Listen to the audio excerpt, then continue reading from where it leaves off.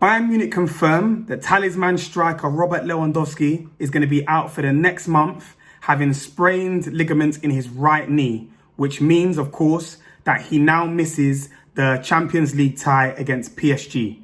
We're going to talk about that on this video.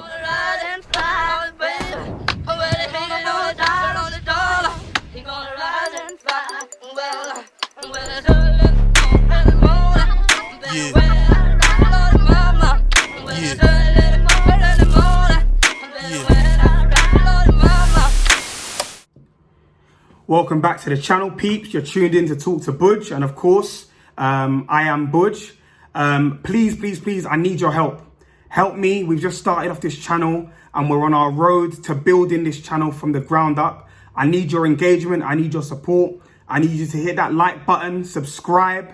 I need you to make sure you sign up for all the notifications, so anytime I drop a new video, you can be first to see and hear it. So please help me out. Also, if you've got a view or a perspective on what I'm talking about in this video, then leave it in the comments. I want to hear from you. This is a platform for me to speak and for you to share your point of view as well. So, like I said in the beginning, Bayern Munich have confirmed that Robert Lewandowski is going to be out for the next month. Whilst being away on international duty on Sunday, he was playing in a game where Poland played against Andorra and won 3-0. He actually scored a brace in that game. And after scoring his brace, came off the pitch. He hobbled off. He was limping a little bit. And after doing all the scans and all of the tests to see what the issue was, it came out that he had sprained ligaments in his right knee, which means that he's going to be sidelined for a month. Now, this is, of course, a massive problem on the part of Bayern Munich and for him individually as well, in terms of what he is trying to achieve this season. There's two different ways that I'm looking at this. One, and why it is very negative and why it's a problem, is the fact that, of course, he was on course to equal and perhaps even eclipse the goal scoring record set by Gerd Muller in the 1971/72 season. So in that season, Gerd Muller scored 40 goals in the Bundesliga, and that is a record that still stands until this day.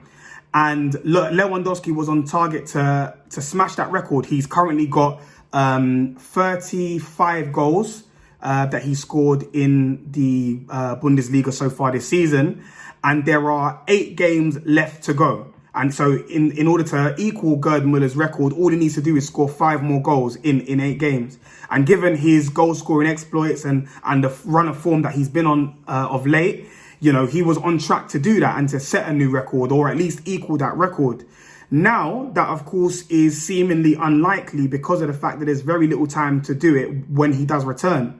So they've said that it's going to take about a month for him to recover and come back. So potentially he could make his return to Bayern Munich on the 8th of May, which is a home game to Mönchengladbach. And after that, there'd be 2 more Bundesliga games to play. So he essentially will need to score at least 5 goals in 3 games, which of course seems a bit of a tall order, and it does seem quite difficult. However, given the run that Mönchengladbach are on currently, which is a game that he is likely to return in, you know, since the news of their manager Marco Rose going to Dortmund in the summer, they can't buy a win for love nor money. They've struggled to put performances together. They've lost in so many of those games since that announcement, and are in a poor run of form at the moment. So who's to say that he can't bag a hat-trick or at least a brace against that team, and then potentially in the last 2, you know, he could look to certainly equal or even break that record. But of course, it is going to be even more difficult for him to, given the amount of time that he'll have left, which is a shame, because he has had a brilliant season. He, of course, had a brilliant season last season as well. And to be fair, in the run-in for Ballon d'Or, I think it was unfair of him not to win it. And so when it comes to setting these kind of records, I feel like it's that much more important, because he is and does feel like a player that goes underappreciated on certain occasions, because of the fact that he's always in the conversation with people like Lionel Messi and Cristiano Ronaldo. You know, he's the third all-time leading goal scorer in the Champions League. He's set loads of different records, but I feel like he's one of those players that, whilst he is brilliant and his brilliance can't really be denied, he's one of those kind of guys that could very easily be underappreciated and go under the radar because he unfortunately is playing football in the same era as two absolute aliens in Ronaldo and in Messi. So that's the first way to look at it. You know, him unfortunately potentially not being able to hit that target and set that record that he no doubt would have been eyeing this season. And the flip side, or the other aspect of this, is the fact that it's very crucial that he now misses that Champions League quarterfinal tie against PSG. So it's not to say that Bayern Munich don't still have so much within their arsenal and within their armoury. Of course, they've got goals from all over the pitch. You still have to consider players like Serge Gnabry, Leroy Sané. You still got to consider players like Thomas Muller, who is absolutely clutch and has shown time and time again that he can step up on these big occasions and deliver. He's done it. We've seen it in the Champions League. He's tried, he's tested, he's battle proven. So that is, you know, it's not to say that they don't have goals elsewhere, but of course, your talisman, your star striker, you always want him to be fit, especially at this stage of the Champions League. You want him to be fit and firing. So no doubt they are going to have a huge miss in Lewandowski for that game, but still have goals that they can that they can create and get from around the team. There's other people within the team that can contribute. On the side of PSG, they're obviously going to be licking their chops, because the last time these two met, of course, was in the Champions League final last season, where Bayern Munich came away winners courtesy of that Kingsley Coman goal and won 1-0 in that fixture. But of course, PSG, you know, it's been long stated that they really want to do something in the Champions League. They really want to win the Champions League. You know, people always call the French league a farmers' league. And of course, they are expected to walk that league every single year. They're expected to win. So in terms of the investment from the owners and the sponsors and whatnot, they're expecting something more than just delivering the Liga title. And with that, of course, it's obviously well stated as well just how poorly PSG have done in the Champions League in recent seasons prior to last year, when they obviously made a final. But they've not been able to get past the quarterfinal on so many occasions. And when you consider the investment for that team and the fact that they are absolutely littered by world-class players, you know, Angel Di Maria, you know, Kylian Mbappe, Neymar, you know, so many players that come to mind when you think about PSG, and considering what they've spent and the players that they've got at their disposal, they should really have done much better in the Champions League. But now they'd of course be licking their chops at the fact that they could potentially, you know, it is something that works in their favour, Lewandowski being out of that game and out of that tie, because it's going to be not only the first leg, which is going to be on the 7th of April, but also the second leg as well, which is going to be on the 13th of April. But it's very poignant, particularly because of the fact that PSG played the first leg away from home at the Allianz. And so they're probably, and Pochettino is probably going to look at that as an opportunity to go attacking and really try and get that crucial away goal. The fact that they're obviously going to the Bayern Stadium in the first leg, absolutely, I think is what Pochettino would have preferred and would be preferring now. And I think for them, it's just absolutely crucial that they get that away goal.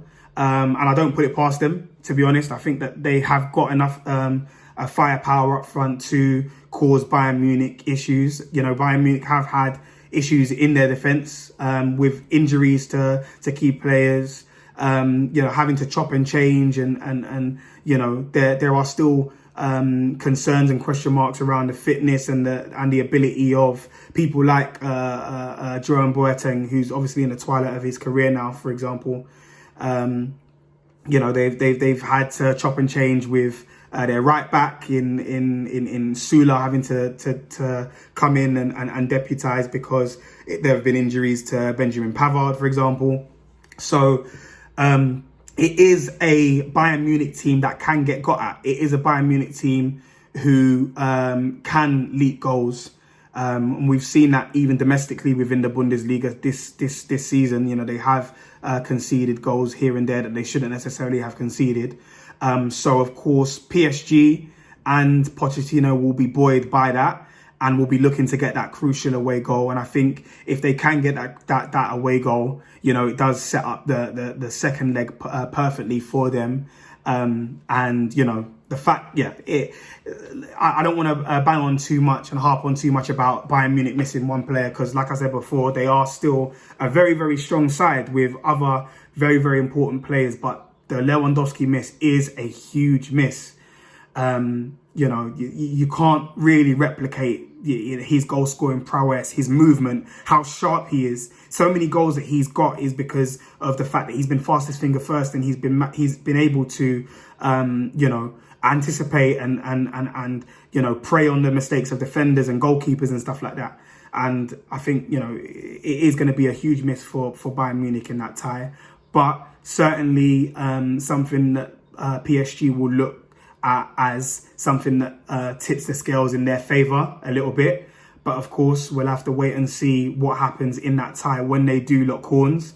Very interesting. It'll be interesting to see what kind of formation Bayern Munich deploy in light of the news about Lewandowski. Is it simply just that Thomas Muller plays further forward and plays as that sort of false nine kind of role?